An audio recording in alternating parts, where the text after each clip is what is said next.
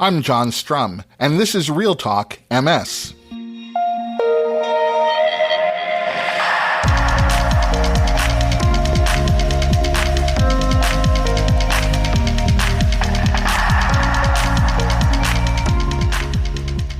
It's June 17th, and we have a lot to talk about. Given all the craziness we're seeing in the world today, getting quality sleep has become a challenge for many of us. Getting a good night's sleep is something that benefits everyone, and if you're someone who's living with MS, it's perhaps even more important. But research suggests that more than half the people living with MS experience poor sleep. Dr. Katie Siengsukon, the director of the Sleep, Health, and Wellness Lab at the University of Kansas Medical Center Department of Physical Therapy and Rehabilitation Science, returns to the podcast today to discuss the importance of good sleep hygiene, along with steps that you can take to improve the quality of your sleep. But before we get to my conversation with Dr. Siengsukon, there are a few other things that you should know about. One of the things we have to talk about today is how recent policy changes in our federal government are going to impact people with MS. Over the past few months, we've discussed the fact that federal funding for the MS research project at the Department of Defense, the only federal funding specifically earmarked for MS research, was eliminated from the 2025 budget. Now I can report that funding for the MS research program was not included in the committee report accompanying the 2026 Defense Appropriations Bill. To be clear about this, killing MS research funding today halts progress and eliminates new MS treatments tomorrow. While we're talking about policy changes that are going to impact the MS community, let's not overlook the drastic cuts to Medicaid and the Affordable Care Act that have already passed in the House of Representatives. According to the Nonpartisan Congressional Budget Office, these cuts translate to about 16 million Americans losing their health insurance.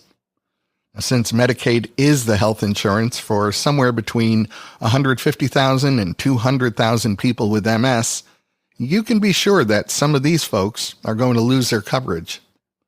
And then there are the draconian cuts to funding for the National Institutes of Health. To date, 1,389 NIH research awards have been prematurely ended, and funding for 1,000 additional research projects has been put on hold. This has brought clinical trials to an abrupt end, closed laboratories, and sent some of our country's best scientists home, or at least out to look for jobs at the European universities that are heavily recruiting them.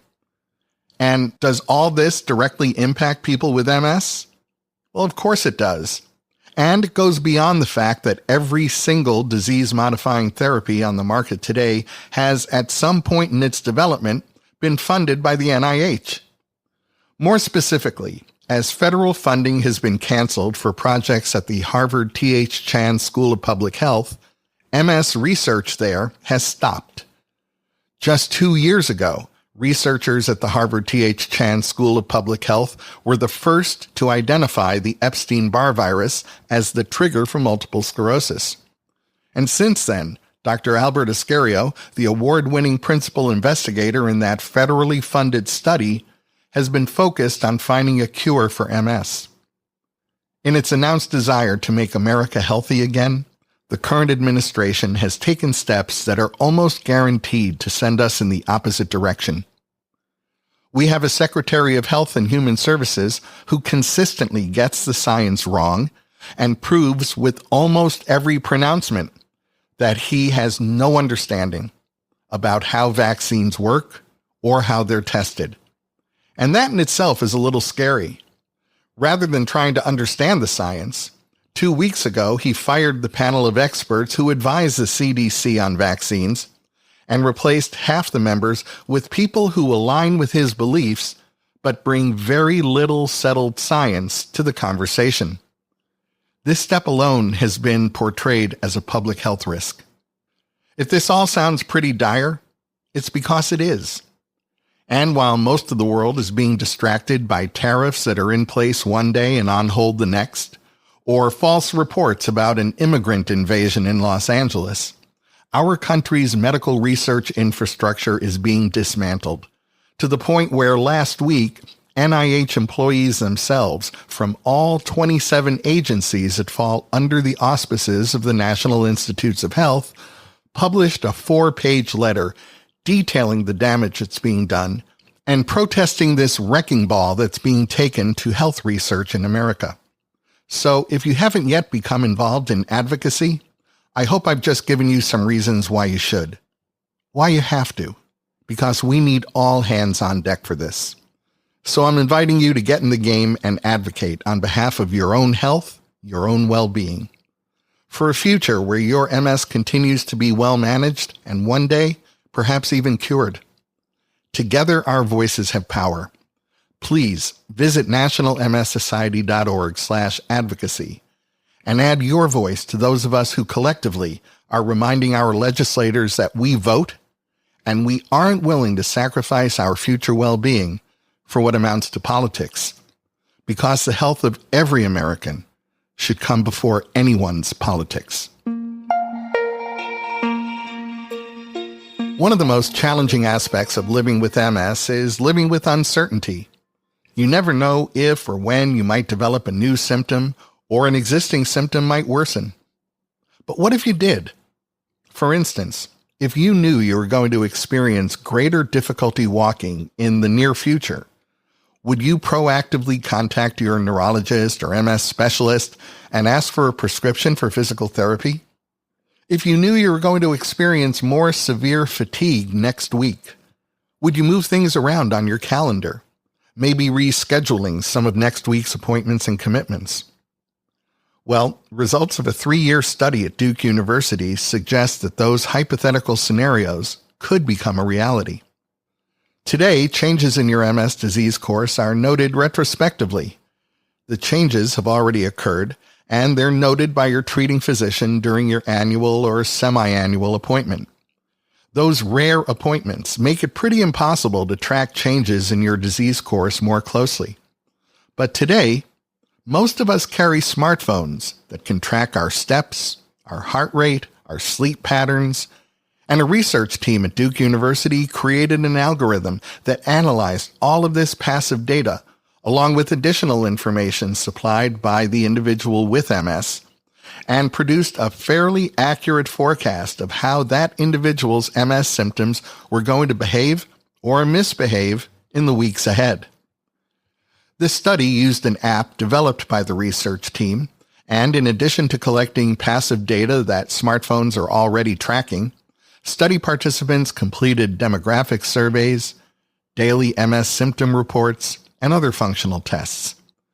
The researchers took all of this data and, working with Google data scientists, developed AI algorithms that were designed to predict when symptoms might occur or change.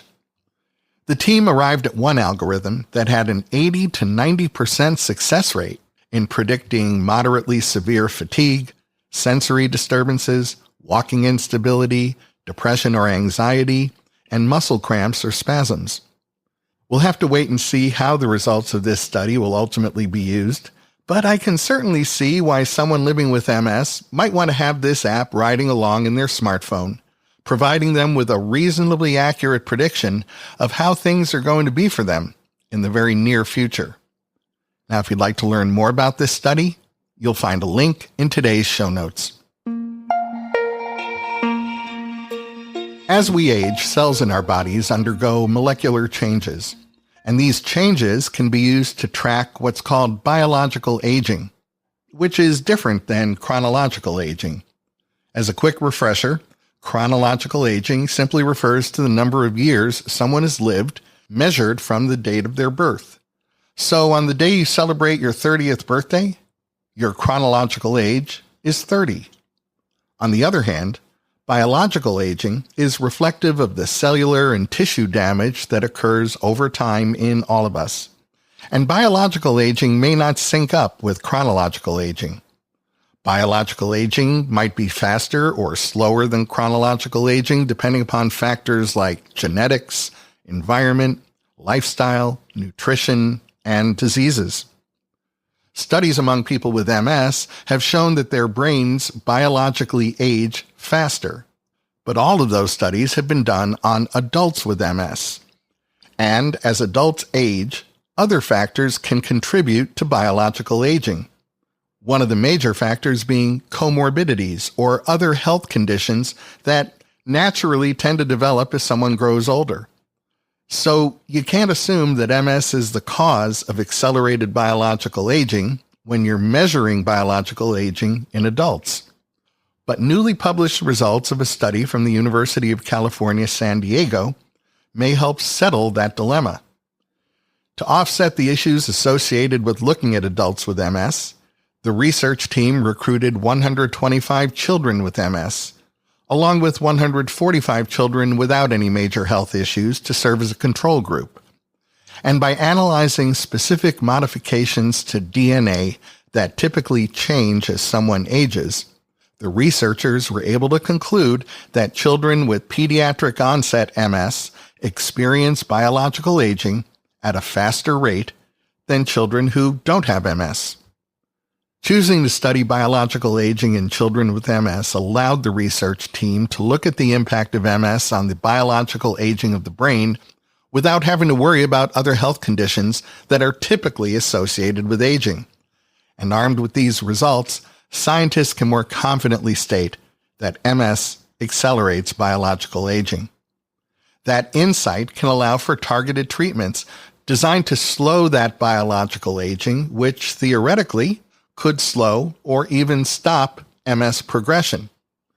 There's lots more work to be done in taking those next steps, but if you'd like to review the details of this study, you'll find a link in today's show notes. When you're developing medicine, part of the research process requires first testing potential treatments on animals. In the case of MS, that often begins with mice that have been induced to develop EAE, or experimental autoimmune encephalomyelitis. Now you know why it's commonly referred to as EAE. EAE is an autoimmune disease in which the immune system attacks the myelin sheath that protects nerve fibers in the central nervous system. And if that reminds you of the definition of multiple sclerosis, you'll quickly understand why scientists use this so-called mouse model of MS in their research. But if you're a regular listener, you've probably heard me remind you that there are huge differences between a mouse brain and a human brain. So while using the mouse model of MS is better than not using it, we've seen lots of research reporting the success of a particular treatment on mice with EAE, but then ultimately failing in human trials. That's why for the past 3 years, a biotech startup called Bexorg has been developing a way to keep human brains alive for research after the owners of those brains have passed away.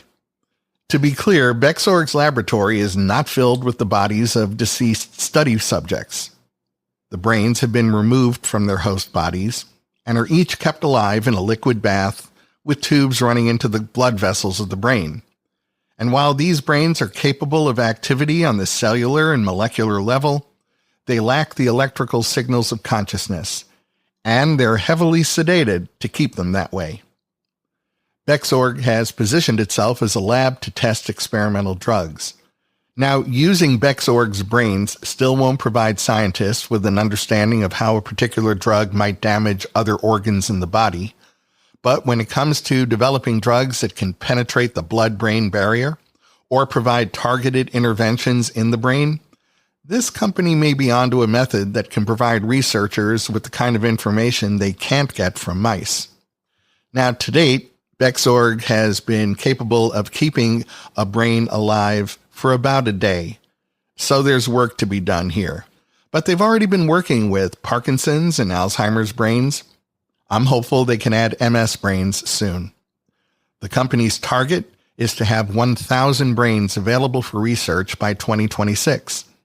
And just last week, Bexorg announced a multi-program research collaboration with biotech company Biohaven to identify, de-risk, and advance next-generation therapies for central nervous system disorders. We'll keep you posted as there's more news to report. If you'd like to learn more about Bexorg, you'll find a link to the company's website in today's show notes. While it's logical to think that our brain activity slows down while we're asleep, that isn't actually true. Our brains take advantage of those hours that our bodies power down to handle lots of housekeeping chores, from removing toxins that build up in the brain during the day to processing memories. Those processes get disrupted when your sleep is disrupted, which is why good sleep hygiene is so important for people with MS. Joining me in a moment with strategies for getting restful and healthful sleep is sleep expert Dr. Katie Siengsukon. Given all the craziness we're seeing in the world today, getting quality sleep has become a challenge for many people. Getting a good night's sleep is something that benefits everyone, and if you're someone who's living with MS, it's perhaps even more important. But research suggests that more than half the people living with MS experience poor sleep. My guest today is Dr. Katie Siengsukon, a professor of physical therapy, rehabilitation science, and athletic training, and the director of the Sleep, Health, and Wellness Lab at the University of Kansas Medical Center Department of Physical Therapy and Rehabilitation Science. Welcome back to the podcast, Dr. Siengsukon. Hi, it's good to see you again. Thanks for having me. I always appreciate having you join me, and lately it feels like we can all use some pointers on how to experience a night of restful sleep. So I thought it would be helpful if you could remind us of why sleep is so important to our overall health. Yes, we know that sleep is pretty much important for every system of the body. So things from our physical function to our cognitive function to our immune function, cardiovascular health, helping to clear out things that build up in our brains during the day. And so it really is important for pretty much every system of the body, if not all systems of the body. And so without getting good quality, adequate sleep especially over a long period of time, that could really dramatically negatively impact our health and well-being. You've done research focusing on the 4 domains of sleep health. Can you briefly explain these 4 domains? Sure. So the 4 domains of sleep health that we focus on are, first of all, the 2 processes that underlie our sleep. So circadian rhythm is one domain of sleep health, and there's strategies that we can use to help really entrain circadian rhythm. And the other process that underlies our sleep is sleep drive. And there's also strategies that we can utilize to help really strengthen sleep drive as much as possible. Another domain of sleep health that we focus on is reducing pre-sleep arousal, or reducing stress is probably a simpler way to put it. Because even if you have a really well-entrained circadian rhythm and you have a really high sleep drive, if your stress level is high, it can really interfere with those 2 processes of sleep. So there's also strategies that we work on with clients to help manage that stress or reduce that pre-sleep arousal. And then the 4th domain of sleep health refers to sleep hygiene. And so those are the strategies that you've probably heard of before, things like reducing or eliminating nicotine use, reducing alcohol consumption, and reducing caffeine use as well. The term sleep health may be a term that not all of our listeners are familiar with yet. So what do we mean when we talk about sleep health? And I'll make it a 2-part question. Why is it especially important for someone with MS to focus on improving their sleep health? Wonderful questions. So sleep health is actually kind of a newer term. It's only been around in the science world, it's been around for about 10 years now, which really in our world is not a very long time. But historically, the medical profession, healthcare providers have really focused on sleep disorders. So, diagnosable sleep disorders like insomnia, sleep apnea, restless leg syndrome. But we're trying to shift that focus from sleep disorder to this concept of sleep health. And the idea that sleep health is on a continuum, and we all have a sleep health.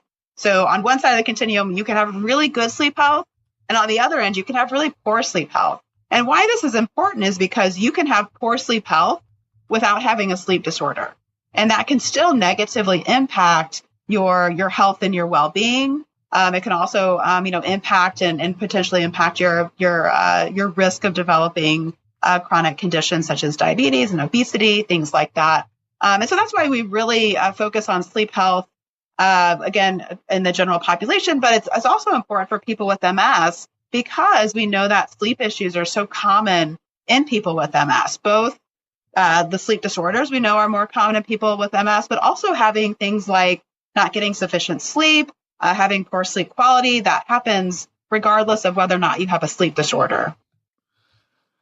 I've heard every night we sleep through several different sleep cycles. Can you explain what these adult sleep cycles are, and how can understanding these sleep cycles help us improve our sleep health? Yes, and so we as humans, we cycle through two main stages of sleep. So we have what's referred to as REM sleep, or rapid eye movement sleep, and non-REM, which is pretty much everything else. So non-rapid eye movement sleep.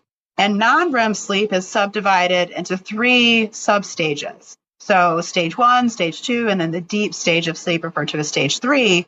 And so there's different things happening at each of those different stages. And so we as humans, we cycle through REM and non-REM about every 90 to 120 minutes throughout the night. So you'll cycle through, 4 to 6 times.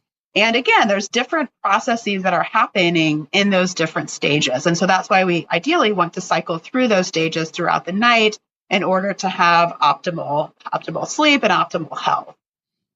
Talking about getting optimal sleep, why is having a good sleep environment an important factor when someone's trying to improve their overall sleep quality? And what does that ideal sleep environment look and feel like? Good question. Because definitely our environment can help or can hinder our sleep. And so one of the important things to do is to have a dark but safe environment. So you want to have your sleeping environment as dark as possible, but still safe. So if you needed to get up to use the bathroom, you could do that safely and get back to bed easily and quickly. And so yes, that darkness tells the brain to secrete melatonin, which is an important hormone to have you switch from being asleep to being awake. So that's why the dark period, or that darkness in your sleeping environment, is so important.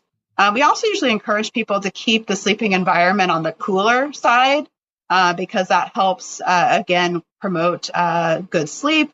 And then also trying to eliminate noise as much as possible because obviously noise can be disruptive to your sleep. And then if possible, having a comfortable mattress, a comfortable pillow, which is very individualized, and everybody seems to have a different opinion on what is comfortable as far as mattress and pillow. But yeah, definitely taking a minute to kind of think about your environment, and are there strategies to make it, dark but safe, cool, comfortable, and as noise-free as possible. I've spoken with someone who lives with MS and struggles with frequent daytime sleepiness. However, when it's time for them to go to sleep at night, they feel wide awake. I heard you use the term sleep drive before. What does that term mean, and how can someone increase their sleep drive? With sleep drive, so the longer you are awake, the higher your sleep drive is going to be. And that is because there are sleep promoting chemicals that are building up in your brain that make you feel tired or make you feel sleepy. So that's one way to increase sleep drive, is just to be awake longer. Another strategy is to help increase sleep drive is being physically active. So doing exercise, doing physical activity.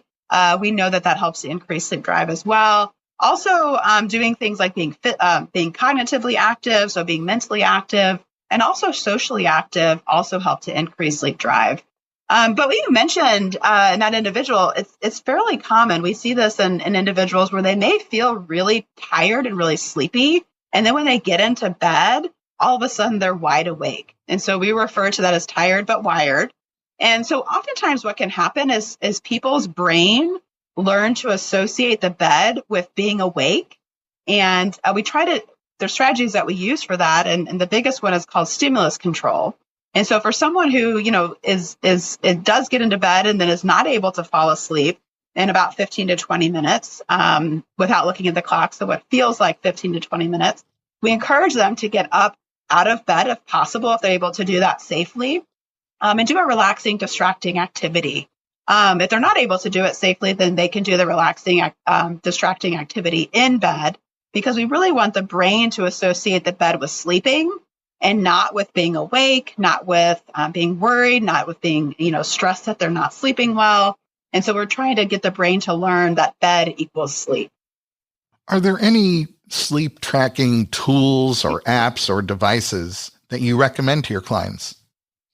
Not necessarily specific ones that I recommend, because obviously there's a lot of different sleep tracking devices they can purchase over the counter that are wearables. There's lots of apps that can be used. And so there's a lot of similar features across those different wearables and within the different apps. And so I think the biggest thing is to know that they, some are more accurate than others. They're not necessarily 100% accurate. And so, I definitely encourage people to use them with a little bit of, kind of healthy skepticism of like, yes, your device may be telling you this, but don't forget to check in with how do you actually feel? Because I'll have people say, well, my device told me I was getting very little deep sleep or very little REM sleep. And most of those devices don't do an excellent job of actually knowing what sleep stages you're in. So I usually encourage people to kind of look at the trends that their wearable or their app is telling them.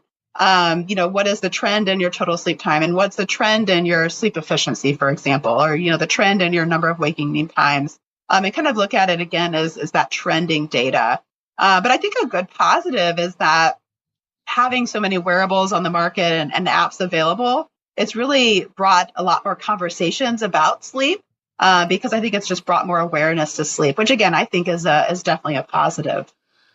I know some of those wearables can be expensive. What would you say is the most cost-effective way for someone to improve their sleep?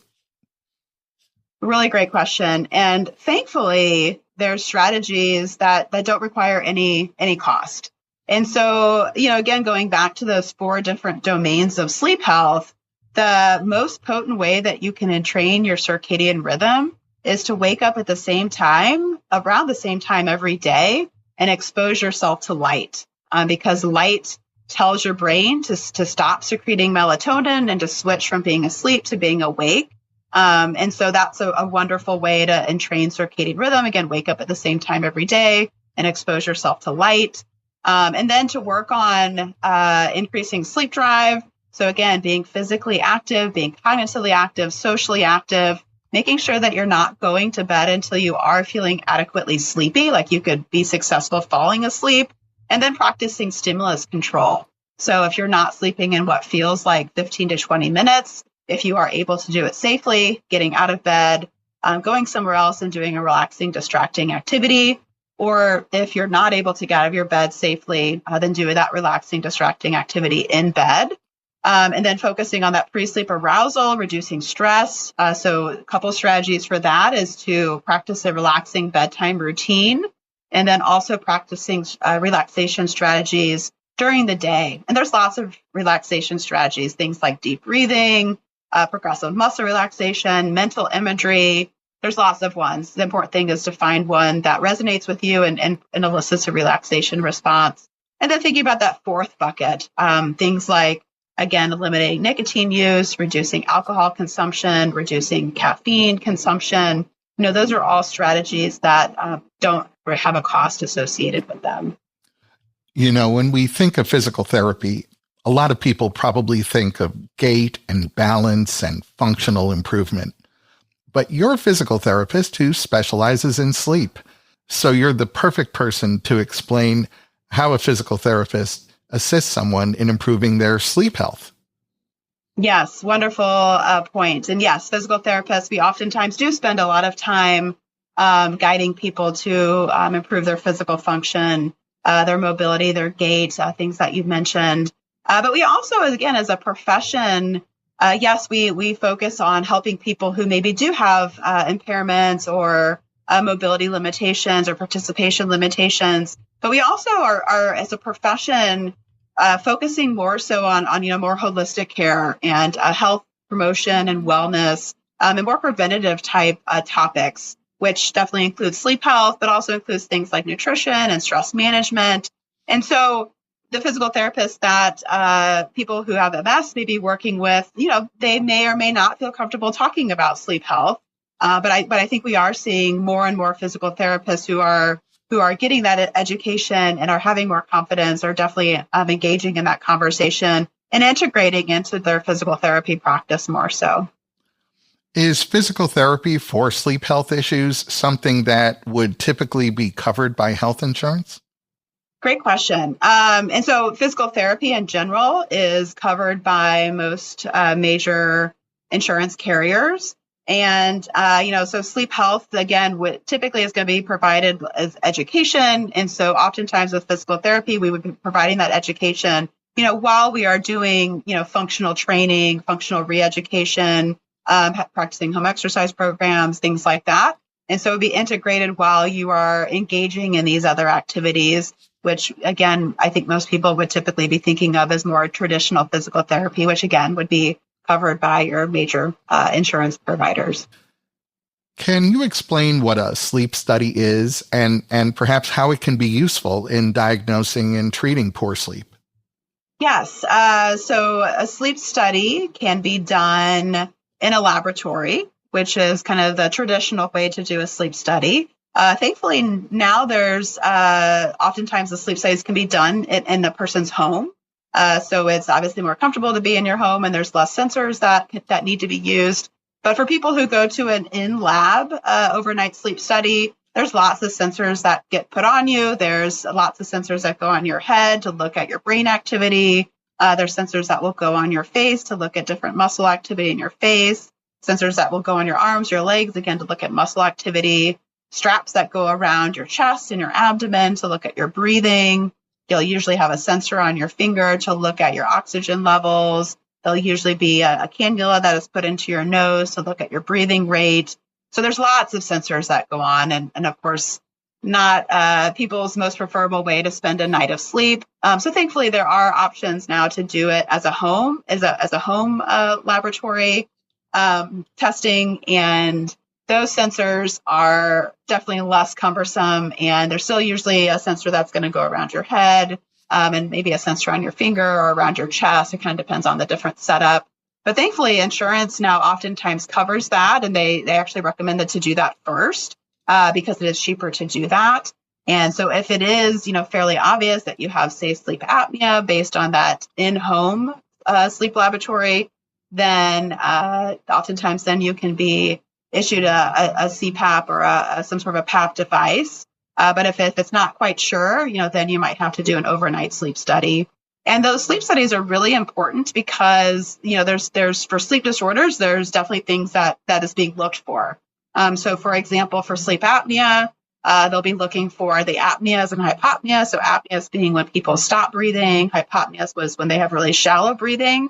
And they also look at arousals for that. And that's how diagnosis of sleep apnea is made. And then other sleep disorders like periodic limb movement of sleep, they'll look at the number of times that your legs move throughout the night. But sleep disorders also can be important because for sleep disorders like insomnia, they want to make sure that you don't have sleep apnea or periodic limb movement of sleep that is actually causing the insomnia. So it can both rule in but also rule out sleep disorders. Dr. Katie Siengsukon, I always learn something new from you. I want to thank you for all you do to improve the lives of people who are living with MS, and thanks so much for talking with me today. Thank you very much for having me.